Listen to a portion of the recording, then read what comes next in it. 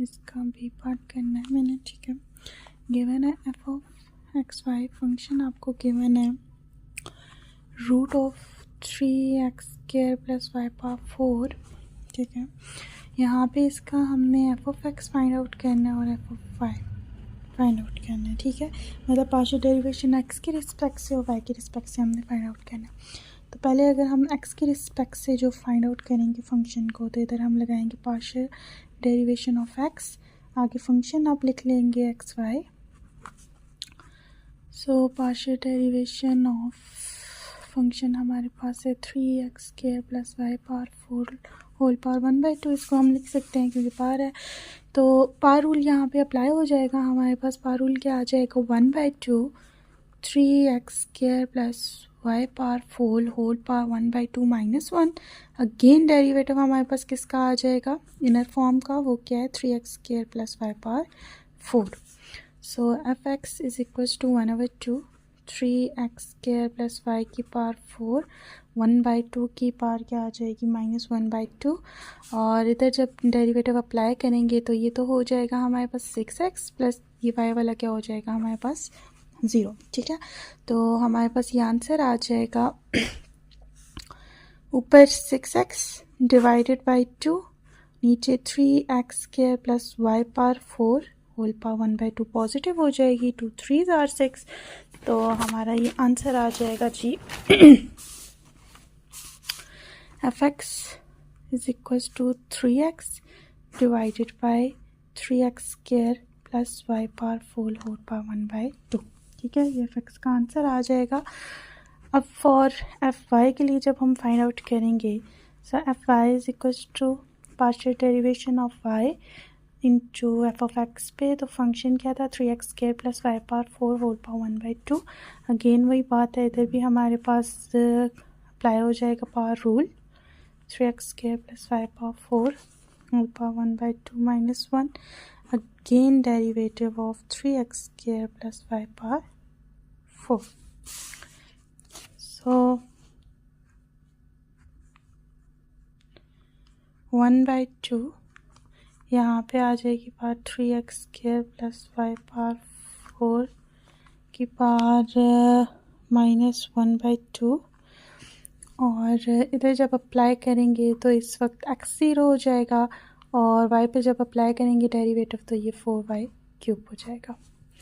तो आंसर ये बन जाएगा आपके पास 4y³ divided by 2 3x² y power 4 whole power positive 1/2, 2 2s are 4।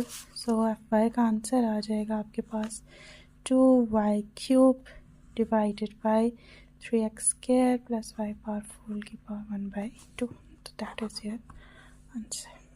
अच्छा, यहाँ से मैं आपको बता देती हूँ ये पार्ट। यहाँ पे देखें जैसे sin x² cos y दो फंक्शंस रह रहे हैं ना, first derivative of second, second derivative of first, ठीक है। तो ये जब मल्टीप्लाई में आ जाएंगे ना, मल्टीप्लाई में इधर पार्शियल फ्रैक्शन में ये होगा जो आप जिस वेरिएबल से सॉल्व कर रहे हैं, अगर आप x के वेरिएबल से डेरिवेटिव ले रहे हैं ना, तो y आपका कांस्टेंट हो जाएगा, उसकी वैल्यू बाहर आ जाएगी, डेरिवेटिव x वाली पे आप अप्लाई करेंगे, ठीक है। तो ऐसे ही जो सा है, तो जब इधर x की वैल्यू होगी, मतलब y वाले का जब आप लेंगे, y के साथ आप डेरिवेटिव लेंगे, x की वैल्यू हमारे पास कांस्टेंट हो जाएगी, उसको आपने बाहर ले लेना है। इधर भी ये हिसाब है, xy³ into tan inverse of y है, तो y³ को टेन इनवर्स ऑफ y के साथ लेना है। x आपका क्या हो जाएगा, बाहर हो जाएगा उस वक्त जब आप y का डेरिवेटिव लेंगे। पर जब आप x का डेरिवेटिव लेंगे उस वक्त ये y³ और टेन इनवर्स ऑफ y ये सारी वैल्यू बाय कांस्टेंट चली जाएगी और x का आप डेरिवेटिव ले लोगे। ऐसे ही यहाँ पे है, जब आप x की रिस्पेक्ट से डेरिवेटिव लेंगे, फर्स्ट वैल्यू तो है ही x, उस पर लग जाएगा। इधर क्या होगा, y कांस्टेंट की तरह बाहर हो जाएगा और डेरिवेटिव आप अप्लाई करेंगे x² पे। ऐसे ही यहाँ पे y² कांस्टेंट हो जाएगा, डेरिवेटिव अप्लाई करेंगे x पे, और इधर क्या हो जाएगा, वो वैल्यू क्या हो जाएगी, कांस्टेंट 0 हो जाएगी, ठीक है। ऐसे ही यहाँ पे साइन इनवर्स ऑफ xy है, xy है जब, तो y आपका बाहर चल जाएगा, साइन इनवर्स ऑफ x के साथ आप लगाएंगी, बल्कि नहीं सॉरी, ये तो साइन इनवर्स है, इनवर्स का आपका फार्मूला लगता है 1/√1 - x² जो होता है वो आप अप्लाई करेंगी इधर, तो फिर ये आगे सॉल्व हो जाएगा। अब ये वाला मैं कर रही हूँ x² e power x plus Y into cos of Y, कैसे होता है ये मैं करती हूँ। एफ पार्ट, ठीक है।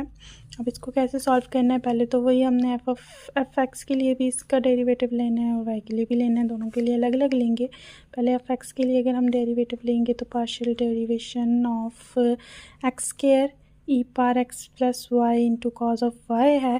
तो देखिए यहाँ पे वाई के फंक्शंस अलग होने चाहिए, एक्स के अलग, तो यहाँ से हम कैसे इसको अलग कर लेते हैं, partial derivation of X square ऐसी ई पार एक्स इंटू ई पार वाई हो जाएगी और फिर साथ क्या आ जाएगी, कॉज ऑफ वाई। अब देखिए ये दोनों वाई के फंक्शंस है ना, ये दोनों कांस्टेंट टर्म है, तो कांस्टेंट टर्म को मैं ले लूँगी बाहर, ई power Y cause of Y बाहर आ जाएगी।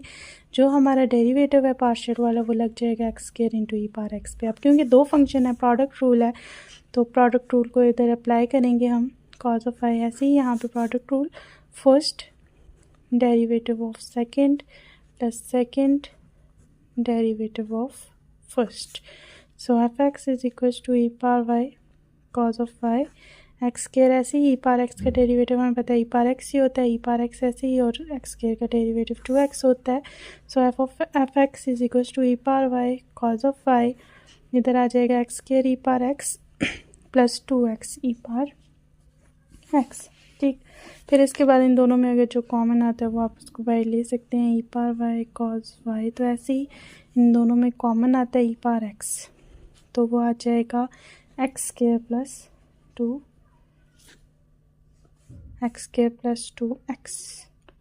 या इधर से अगर एक्स भी देखें तो कॉमन आ रहा है ना, सिंपल, फिर इधर आ जाएगा एक्स प्लस 2, एक्स भी कॉमन आ सकता है, ठीक है। मतलब पीछे आंसर इसका आपके पास क्या बच जाएगा, F X is equals to X plus 2 और ई पार एक्स भी है, ई पार वाई भी है, तो लास्ट में आप फिर दोनों को इकट्ठा कर सकते हैं, तो आंसर आ जाएगा ई पार एक्स प्लस वाई। ये एफ ऑफ एक्स का आंसर है, ठीक है। अब हमने करना है एफ वाई के लिए, फॉर एफ ऑफ वाई के लिए, तो F of Y is equals to derivative of partially derivative of Y into function है हमारा जी, फंक्शन क्या था, X square E par X plus Y into cos of Y.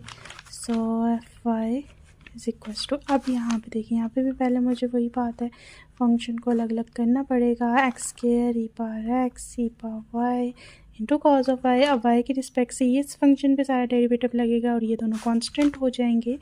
So F Y is equals to X square E par X constant by derivative हम apply करेंगे जी E power Y into cos of Y पे। Again वही बात है, दो functions हैं हमारे पास, तो product rule, first derivative of second plus second derivative of first. So F of Y X square E power X, E Y ऐसे ही, कॉज का डेरिवेटिव हमारे पास क्या हो जाएगा, minus sine Y plus cos Y into E of Y. So F Y is equals to X square E power X, ठीक है। यहाँ पे ये बन जाएगा, अगर हम इसको अरेंज करके लिखें नेगेटिव वैल्यू को बाद में, तो cos of Y E power X minus sine of Y E power X, तो इन दोनों में E power X sorry E power Y है, ई पावर वाई कॉमन आ जाएगी, X square E power X, यहाँ से ई पावर वाई कॉमन, पीछे रह जाएगा cos Y minus sine of Y. तो इन दोनों को अगेन यहाँ पे इकट्ठा कर लेंगे आप, तो ये हो जाएगा E power X plus Y into cos of Y minus sine of Y. तो ये यहाँ पे आपका इस क्वेश्चन का आंसर हो जाएगा। Equals to F of X Y is equals to x power 0.4, y power 0.6.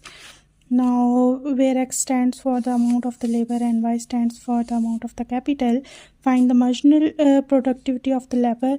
ये यहाँ पे आपने फाइंड आउट करनी है पार्शियल डेरिवेशन फॉर x के लिए और फिर फॉर y के लिए, दोनों के लिए आपने पार्शियल डेरिवेशन क्या करनी है, फाइंड आउट करनी है। तो पहले हम फंक्शन को रख लेते हैं, इसको हम कह देंगे ZX, ठीक है। ZX के लिए x की बेस से इसको फाइंड करेंगे, तो यहाँ पे हमारे पास आ जाएगा partial derivation of x 0.4, y 0.6 मर्ज़ी आप इसको ये partial derivation of z by x लिखें या zx लिखें, ये आप तक है, जैसे भी इसको करेंगे। अब इसमें x की रिस्पेक्ट से ले रहे हैं तो y कांस्टेंट है, y बाहर हो जाएगा, पार्शियल डेरिवेशन हमारी लग जाएगी x पे, तो फिर इसके बाद हो जाएगा 0.6। ऐसे ही यहाँ पे पार रूल अप्लाई हो जाएगा, 0.4 x पार 0.4 माइनस 1 0.4 में से 1 को माइनस करें तो ये हमारे पास कितना होता है, 0.6 होता है ना। zx is equal to Y पार 0.6 और 0.4 ऐसे ही x पार क्या हो जाएगी, माइनस 0.6 हो जाएगी। ठीक है, तो अब फिर हमारे पास ये हो जाएगा zx is equal to 0.4 x power minus 0.6 y power 0.6, ये आपका आंसर हो जाएगा। अब अगेन हमने फॉर z ऑफ y के लिए फाइंड आउट करना है, तो z y तो पीछे ऐसे ही लिखते हैं, आगे पार्शियल डेरिवेशन हमारी y के लिए हो जाएगी। सेम फंक्शन आपने ये लिखना है, x 0.4 y 0.6। अब देखें x कांस्टेंट है तो वो बाहर हो जाएगा, x 0.4 बाहर, पार्शियल डेरिवेशन हम अप्लाई करेंगे y 0.6 पे, so z y is equal to x 0.4, यहाँ पे 0.6 पहले, y पे हो जाएगा 0.6 minus 1, so z y is equal to x 0.4 0.6, y के पास माइनस 0.4 हो जाएगी, सो z ऑफ y का आंसर हो जाएगा 0.6 x पार 0.4 y पार माइनस 0.6। ठीक है, तो z की पावर माइनस 0.4 सॉरी, और इधर x की पावर 0.4, x की पावर 0.4 और y की पावर 0.4, मतलब पावर्स में जस्ट ये फ़र्क है, ये इधर पॉजिटिव है वो नेगेटिव है, तो ये आपका आंसर आ जाएगा इस क्वेश्चन का।